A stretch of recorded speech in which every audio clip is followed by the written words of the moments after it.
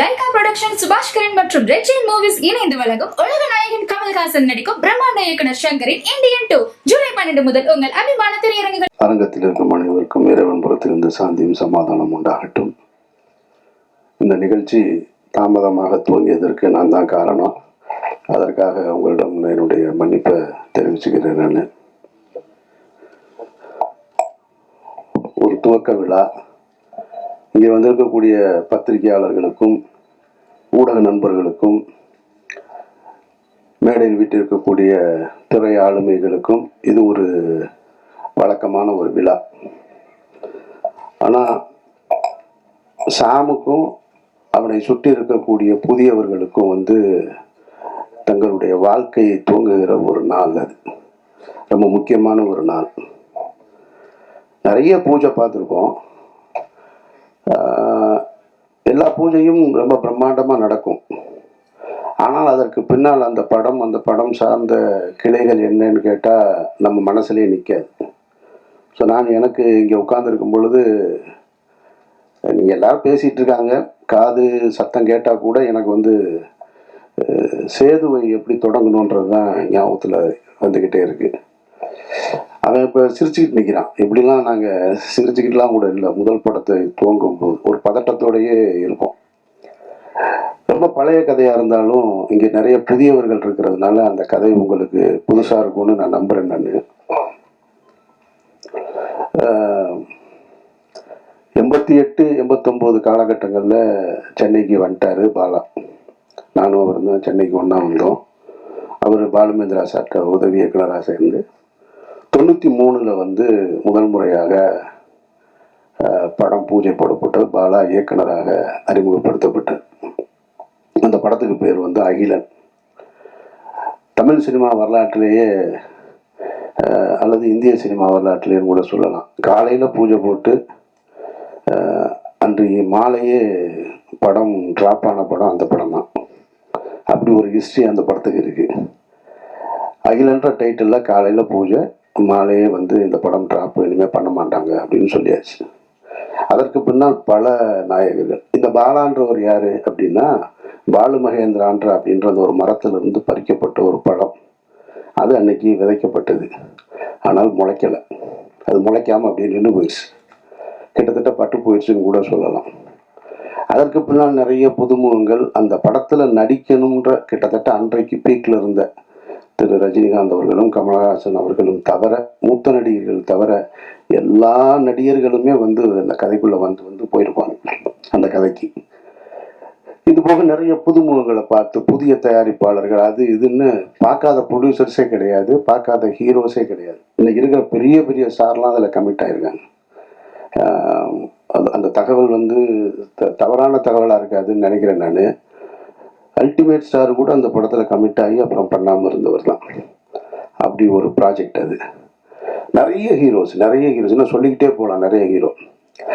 அப்புறம் திரும்ப 97 கந்தசாமின்ற சசிகுமார் இருக்காங்க நம்ம நடிகர். அவருடைய உறவினர் ஒருத்தர் மூலமாக அந்த படம் துவங்கப்பட்டது. கந்தசாமின்ற ஒரு தயாரிப்பாளர் தான் அந்த படத்தை துவங்கினார். அகிலன்ற படத்துக்கு சேதுன்னு பெயர் மாற்றியாச்சு. அன்னைக்கு காலையில் பூஜை, இங்கே தான் பூஜை, பிரசாத் ஸ்டுடியோவில் தான். அதனால தான் அதை நான் நினைவுபடுத்தி இப்போ நான் சொல்கிறேங்க. காலையில் பூஜை, நாங்கள் பூஜை போட்டோம். படைப்பாளிகள் ஸ்ட்ரைக் ஆரம்பிச்சிட்டாங்க. அப்படியே நின்று போச்சு. விக்ரம்ன்ற ஒரு நாயகனை உள்ளே கொண்டு வர்றோம். அவர் 12 வருடங்களாக போராடிக்கிட்டு இருக்கார் வெற்றிக்காக. அந்த நாயகன் உள்ளே வர்றாங்க. அபிதான்ற ஒரு பொண்ணு ஹீரோயினாக இன்ட்ரடியூஸ் ஆகிறாங்க. இவ்வளவும் இருந்தும் அந்த படம் ட்ராப் ஆயிடுச்சு. படைப்பாளிகள் பிரச்சனை இல்லை. இப்போ எடுப்போமா, இன்னைக்கு எடுப்போமா, நாளைக்கு எடுப்போமான்னு தெரியாமல் அப்படியே காத்திருந்து ஒரு வருடம் 1.5 வருடங்களுக்கு பிறகு அந்த படம் துவக்கப்பட்டது. குறித்த பட்ஜெட்டில் முடிக்க முடியலை. அதனால் அது அடுத்த கட்டத்தை போய் 2000 தான் அந்த படம் முடிவுக்கு வந்தது. சரி, முடிவுக்கு வந்ததுக்கு பின்னாடி அந்த படம் விற்பனைக்கு இருந்ததான்னு கேட்டால் அந்த படம் விற்பனைக்கு இல்லை, யாரும் வாங்கலை எல்லாமே. ஆனால் அந்த படத்தை டப்பிங்லையோ எஃப்எக்ஸ்லையோ பார்த்தவங்க எல்லாம் இந்த 97 தொடங்கி 93 தொடங்கி 2000 வரைக்கும் பல இயக்குனர்கள் பல தயாரிப்பாளர்கள் எங்களை கிராஸ் பண்ணி போயிட்டே இருக்காங்க. ஆனால் நாங்கள் மட்டும் நம்பிக்கையோடு ஒரு அறையில் காத்துக்கிட்டே இருக்கோம். எங்கள் படம் ஒரு நாளும் ரிலீஸ் ஆகும், என்னைக்காவது ஒரு படம் ஒரு நாள் எங்கள் படம் வந்துரும்ன்ற நம்பிக்கையோடய உட்காந்துட்டு இருந்தோம். சரி, 2000 படம் முடிஞ்சதுக்கப்புறம் பார்த்தா அப்பவும் இல்லை. எங்களோடு சேர்ந்து பல ஹீரோக்களுடைய படங்கள் நாங்கள் டப்பிங் நடக்கும்போது பக்கத்தில் நடக்கும். இந்த சமீரா டப்பிங்கில் தான் நடக்கும். அங்கே இப்போ பெரிய ஹீரோஸ்லாம் வருவாங்க, நாங்கள் அப்படி நின்று பார்த்துட்டே இருப்போம். அப்பவும் அது வியாபாரத்துக்குள்ளே வரலை. அதில் ஒரு நல்ல விஷயம் என்னென்னா, படம் நல்லா இருந்ததுன்றது மட்டும்தான் ஒரு இயக்குனர் தன்னுடைய கனவுகளை ஒட்டுமொத்த கனவையும் தூக்கி ஒரு படத்தில் உழைப்பாக போட்டு படமாக்கி வச்சுருந்தார். அது அது அவருக்காக மட்டும் செஞ்சது இல்லைன்றதான் ரொம்ப முக்கியமானது. அதை நம்ம கவனிக்கணும். அதை ஒரு டைரக்டர் இன்னைக்கு படம் எடுக்கிறாருன்னா அது உனக்கானது மட்டும் கிடையாது, ஒரு தலைமுறையை உருவாக்குறது. இது ஒரு தனி மனிதனுடைய இது இல்லை, ஒரு தலைமுறையை உருவாக்குறது. பாலுமகேந்திரான்ற மரத்திலிருந்து அந்த படத்தை எடுத்து 2வது முறையாக விதைக்கப்பட்டது தான் சேது. அது விதைச்சது சாதாரணமாக முளைச்சது. அங்கேருந்து தான் அமீர்னு ஒருத்தன் வந்தேன், அங்கேருந்து தான் சூர்யான்ற ஒரு நடிகர் உருவாக்கப்படுறார், அங்கேருந்து தான் விக்ரம்ன்ற ஒரு மாபெரும் நடிகர் உருவாக்கப்படுறார். சூர்யான்ற நடிகர் தான் பல கம்பெனிகளை உருவாக்குறாரு, பல இயக்குநர்களை அறிமுகப்படுத்துகிறாரு. அமீர்ன்ற ஒரு இயக்குனர் வரும் பொழுது சசின்ற ஒரு இன்னொரு இயக்குனர் வரும், இன்னொரு சசின்ற ஒரு இயக்குனர் வரும்போது சமுத்திரக்கனி வர்றான், கஞ்சா கருப்பு வர்றான், நமோ நாராயணன் வர்றான், புதிய புதிய தயாரிப்பாளர்கள் வர்றாங்க. இப்படி போய்கிட்டே இருக்கு. அப்போது அந்த காலகட்டத்தில் 2000 படத்தை எடுத்து முடிக்கும் பொழுது எங்களுக்கு இருந்த நம்பிக்கை படம் நல்லா இருக்கு, அவ்வளோதான். வேறு எதுவுமே தெரியாது. படம் விற்பனை ஆகலை. அந்த டைமில் இதே பிரசாத் லேபில் நான் அந்த படம் ரிலீஸுக்காக நானும் தயாரிப்பாளர் திரு கஃபார் அவர்களும், அவர் எனக்கு அண்ணன் கஃபார் அண்ணனும் சித்ரா லட்சுமணன் சாரும் அந்த ரிலீஸுக்கான வேலைகளில், ஏன்னா ரொம்ப சிரமம், ரொம்ப கடனில் இருக்குது, இந்த படம் எப்படி ரிலீஸ் ஆகும்ட்டு தெரியாத ஒரு சூழல். அவங்க நின்றுட்டு இருக்கும்போது பக்கத்தில் கமல் சார் ஹேராம் படம் ஒர்க்கு போயிட்டுருக்கு அவருக்கு. நான் சின்ன வயசுலேருந்து கமலஹாசன் அவருடைய மாபெரும் ரசிகன். நான் அவரையெல்லாம் பார்த்துட மாட்டோமா, அவர் கூட நின்ற மாட்டோமா, அவருடைய விரல் நுனியை தொற்ற மாட்டோமா அப்படின்னு ஏங்கிக்கிட்டு இருந்த ஒரு நபர். அவர் அப்படி நிற்கிறாரு, இவ்வளோ பெரிய தாடி வச்சுட்டு. சித்ரா சாரை பார்த்த உடனே கமல் சார் கூப்பிட்டு பேசினார். என்ன சித்ரா இங்கே இருக்கீங்கன்னாரு. இல்லை, இந்த மாதிரி சேதுன்னு ஒரு படம் அப்படின்னோடனே கமல் சார் சொன்ன வார்த்தை, ஆமாம் கேள்விப்பட்டேன் அப்படின்னாரு. அதுதான் எங்களுடைய முதல் வெற்றி. படம் ரிலீஸ் ஆகலை. ஒரு புதிய படைப்பு யாருக்கு போய் சேர்ந்துருக்கு, ஒரு உலக நாயகன்கிட்ட போய் சேர்ந்துருக்கு. ஆமாம் கேள்விப்பட்டேன், நல்லா இருக்குன்னு சொல்கிறாங்க அப்படின்னாரு. நான் பக்கத்தில் இருந்து இப்படி பார்த்துக்கிட்டே இருக்கேன், கமல் சார் வாயவே பார்க்குறேன். அவர் என்ன சொல்கிறாரு, இது யார் அப்படின்னாரு. லவராஸ்டன். ஓ அப்படின்ட்டு அவர் ஹேராம் பற்றி பேச ஆரம்பிச்சிட்டார். திரும்ப எல்லாம் ஹேராம்லாம் பேசிட்டு திரும்ப ஆயிருமா, ரிலீஸ் ஆயிருமா அப்படின்னாரு. இல்லை, அதுக்கு தான் வந்திருக்கோம் அப்படின்றோம். ஓகே, வாழ்த்துக்கள் அப்படின்ட்டு போயிட்டேன். ஸோ அந்த படம் அப்புறம் இதே பிரசாத் ஸ்டுடியோவில் தான், லேபில் தான், இதே லேபில் தான் விடிய விடிய நான் பாலா எல்லாம் நின்றுட்டு இருந்தோம். அன்றைய இரவு அந்த பாலாவுடைய நடவடிக்கைகள்லாம் நீங்கள் பார்த்தீங்கன்னு வச்சுக்கல, எங்களெல்லாம் கவனிக்கப்படாத ஒரு ஆள். நான், பாலா, சசி. இன்றைக்கு வாசலில் வந்து இறங்கும்போது அங்கேயே கேமரா வந்துடுது, அங்கேருந்து அப்படியே ரிவர்ஸ்லேயே வர்றாங்க ரிப்போர்ட்டர்ஸ்லாம். பாவமாக இருக்குது, எங்கேயாவது தடிக்கி விழுந்துருவாங்களோன்னு. இந்த லேபுக்குள்ளே விடிய விடிய 3 பேர் சுற்றிக்கிட்டே இருக்கோம். அதில் நான் கைலியோட சுற்றிக்கிட்டே இருக்கேன். ஒரு 6 பிரிண்ட்டு தான், வெறும் 6 பிரிண்ட்டை எடுத்துட்டு இங்கேருந்து ஒரு கனவுகளை சுமந்து கொண்டு மதுரை, திருச்சி இப்படி நான் கொடுத்துட்டு திண்டுக்கல்னு கொடுத்துட்டு போனேன் நான். அப்படி ரிலீஸ் ஆன படம் தான். படம் நல்லா இருந்ததுனால தான் இவ்வளவு பெரிய அந்த விதை பெரிய ஆலமரமாகி பல கிளைகளை உருவாக்கி இருக்கு. அதனால நீங்கள் புதிய படம் வாய்ப்பை வந்து ஒருத்தர் கொடுத்தாரு. இப்போ எனக்கு வாய்ப்பு கொடுத்தவர் வந்து கணேசன் இப்போ சொன்னார் இல்லையா, அவர் தான் என்னை தேர்ந்தெடுத்தார். இங்கே மனிதர்கள் எல்லோருமே வெற்றி அடைந்தவர் எல்லோருமே சொல்லுவாங்க, நான் தன்னால் வளர்ந்தவன் அப்படின்னு சொல்லுவாங்க. உலகத்தில் ஒருத்தர் அப்படி இல்லவே இல்லை. தன்னால் ஒருத்தர் வளரவே முடியாது. இன்னொரு கை பிடிச்சி தூக்கலைன்னு சொன்னால் ஒருத்தர் வளரவே முடியாது. அப்படி வளர்ந்ததா யாராவது சொன்னா அப்படின்னு சொன்னால் அது ஒரு பொய். அது வேணா சினிமாவில் ஒரு கைதட்டுறதுக்கு வசனமாக இருக்கலாமே தவிர வாழ்க்கையில் அப்படி கிடையாது. நம்ம பிறப்பே தாய் தந்தையோட உதவியால் தான் இருக்கும்போது அப்புறம் நம்ம வெற்றி அடைவது மட்டும் தன்னால் எப்படி நடக்கும்? அப்படி நடக்கவே நடக்க. உங்களை பற்றி பேசுவதற்கு இன்னொருத்தர் வேணும். நீங்க போய் ஒன்று கேட்டீங்கன்னா செய்யறதுக்கு இன்னொரு கை இல்லாமல் உங்களுக்கு வாழ்க்கையே கிடையாது. அப்படி ஒரு கை தான் இப்ப அவரு மகேஷ் அவர்கள் வந்திருக்கிறாங்க. அப்படித்தான் எனக்கு ஒரு கணேஷ் வந்தார். இவனுக்கு யூகேல இருந்து வந்திருக்காரு, எனக்கு யூஎஸ்ல இருந்து வந்தார். இன்னைக்கு வெற்றி அடைஞ்சதுக்கு அப்புறம் சொந்தக்காரங்க வருவாங்க, நண்பர்கள் வருவாங்க, பெரிய பெரிய பணக்காரர்கள்லாம் வருவாங்க. ஆனால் தொடக்க காலகட்டத்தில் துவக்கத்தில் இவன் டைரக்டர் ஆவான், நான் அமீரா மட்டும்தான் இருந்தேன். என்னை இயக்குனர்ன்ற முதல் அந்த வார்த்தையை பயன்படுத்தினது என்னுடைய கணேசா தான். அவர் இல்லைன்னு சொன்னால், அவர் முதலீடு செய்யலைன்னா நான் இல்லைங்க, நான் அதுக்கப்புறம் சொந்த படம் எடுத்திருக்க முடியாது. ஸோ அப்போ அந்த உதவியை மகேஷ் அவர்கள் செய்திருக்கிறார்கள்.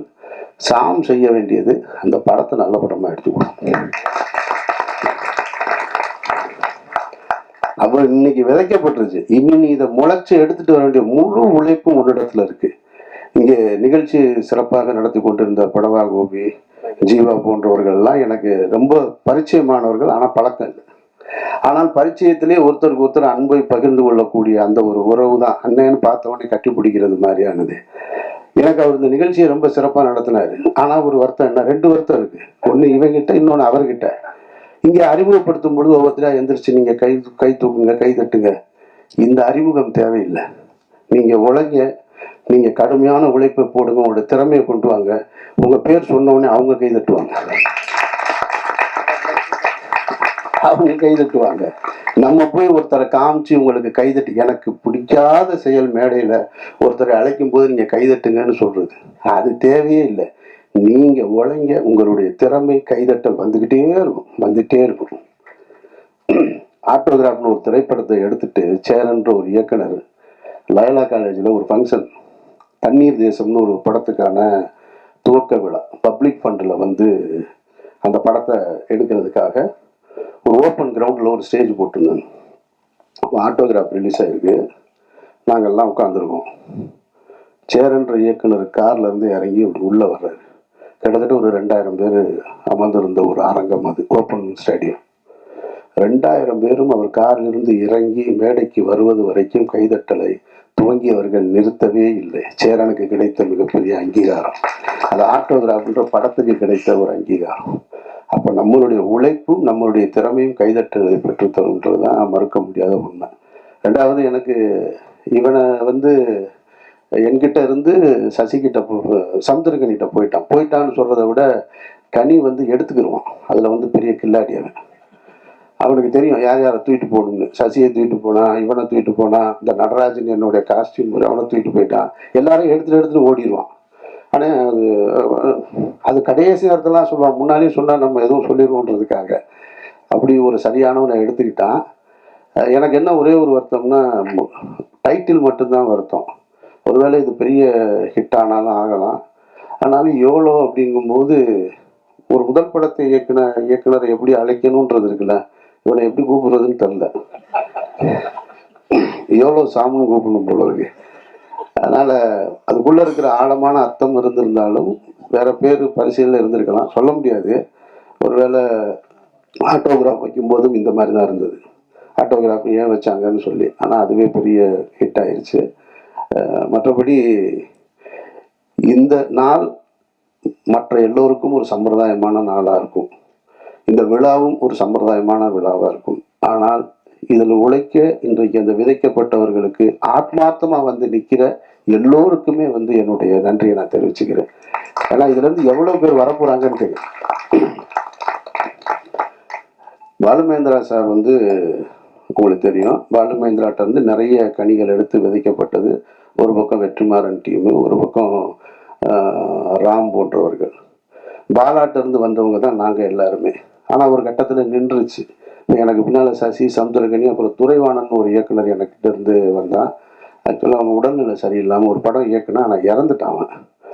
ஸோ ஒரு சின்ன கேப் விழுந்துருச்சு. அந்த கேப்பை திரும்ப அந்த தோட்டத்தை துவங்குவதற்கு சாம் வந்திருக்கான். இதை எடுத்துட்டு போகணும். இன்னும் எனக்கு ஒரு ஆசை இருக்கு. சரி, என்கிட்ட இருந்து வர்ற அசிஸ்டன்ஸ் யாராவது அடுத்த கட்டத்தை நோக்கி போகணும் அப்படின்ற ஒரு ஆசை இருந்துகிட்டே இருக்கு. அதை செய்வான்ற நம்பிக்கையோடு இருக்கேன் நான். பாலா பருத்தி வீரன் முடிச்சுட்டு, நான் மௌனம் பேசியது முடிச்சு, ராம் முடிச்சு, பருத்தி வீரன் முடிச்சதுக்கப்புறம் என்னை கூப்பிட்டு ஆஃபீஸில் உட்காந்து பேசும்போது ஒரு வீ ஃபைண்டர் எடுத்து கையில் கொடுத்தாரு. இந்த V5 கொடுத்து இது என்னன்னு தெரியுமாடா அப்படின்னு, தெரில சொல்லு அப்படின்னு. இது வந்து பாலுமேந்திரா சாருக்கு அவருடைய குருநாதர் கொடுத்தது. அவர் பாலுமேந்திரா சாருக்கு கொடுத்தார். பாலுமகேந்திராட்ட இருந்து பல பேர் எவ்வளவோ பேர் வந்து போயிருக்காங்க. ஆனால் அவர் எனக்கு கொடுத்தார். நான் உனக்கு கொடுக்கல. எப்போ கொடுக்கல? மௌனம் பேசி கொடுக்கல, ராமுக்கும் கொடுக்கல. பருத்தி வீரன் முடிச்சதுக்கப்புறம் உன் கையில் கொடுத்தேன்னு என் கையில் கொடுக்குறேன். இப்போ அதை நான் வாங்கி வச்சுட்டு யாருக்கிட்டையாவது கொடுக்கணும்னு இருந்தேன். சசி வந்துட்டான். சசி வந்து சுப்பிரமணியபுரம்ன்ற ஒரு மாபெரும் படத்தை, ஒரு காவியத்தை கொடுத்துட்டு போயிட்டான். ஆனால் சரி கொடுக்கலாம் அப்படின்னு நினைக்கும் போது நமக்கும் ஒன்று இருக்கும்ல, நம்ம 3 படம் பிடிச்சதுக்கப்புறம் தானே கொடுத்தாங்க, இவனுக்கே முதல் படத்துல கொடுக்கணும் அப்படின்னு ஒரு எண்ணம் தான். கொடுத்துருக்கணும் உண்மையிலே அவன் கையில். ஆனால் அது ஒரு வகையில் கூட நல்லதாக போச்சு கொடுக்காம இருந்தது. ஏன்னா அது அது யாருக்கிட்ட போகணும்னு அது முடிவெடுத்துக்கிறது அப்படின்னு நான் நினைக்கிறேன் நான். ஏன்னா அவன் அடுத்து டைரக்ட் பண்ணல, அடுத்தடுத்து முழு நேர நடிகராக மாறிட்டான். அவன் கொடுத்துருந்தேன்னு வச்சுங்க, அங்கேயே தேங்கி இருந்திருக்கும். அப்போ அது இன்னும் என்கிட்ட தான் இருக்குது. அதை பெறுவதற்கான சந்தர்ப்பம் சாம் கிட்ட இருக்கு. இறைவன் அருள் இருந்தா அதை நீ பெற்றுக்கொள்ளலாம். மற்றபடி இந்த ஒட்டுமொத்த குழுவிற்கும் என்னுடைய நெஞ்சார்ந்த வாழ்த்துக்கள். ரமணா, சிவா, மற்றபடி புதிய கலைஞர்கள் எல்லோருக்கும் என்னுடைய நெஞ்சார்ந்த வாழ்த்துக்கள். இறைவன் அருளால் இந்த படம் மிகப்பெரிய படமாக வரணும் அப்படின்னு நான் வாழ்த்துறேன். நன்றி. அனைவருக்கும் வணக்கம். வணக்கம். நாங்க மக்கள் இசை கலைஞர்கள் செந்தில் கணேஷ், ராஜலட்சுமி. சேனலை லைக் பண்ணுங்க, ஷேர் பண்ணுங்க, கமெண்ட் பண்ணுங்க, சப்ஸ்கிரைப் பண்ணிருங்க, பக்கத்துல இருக்க பெல் பட்டனை கிளிக் பண்ணிருங்க. Hi cut to cut viewers, உங்களுக்கு இந்த வீடியோ பிடிச்சிருந்ததுன்னா please subscribe and like and share and comment. Hi வணக்கம், நான் பூர்ணா பேசுறேன். Don't forget to subscribe Cut to Cut. Cut to Cut viewers, if you like this video, please subscribe, comment and share.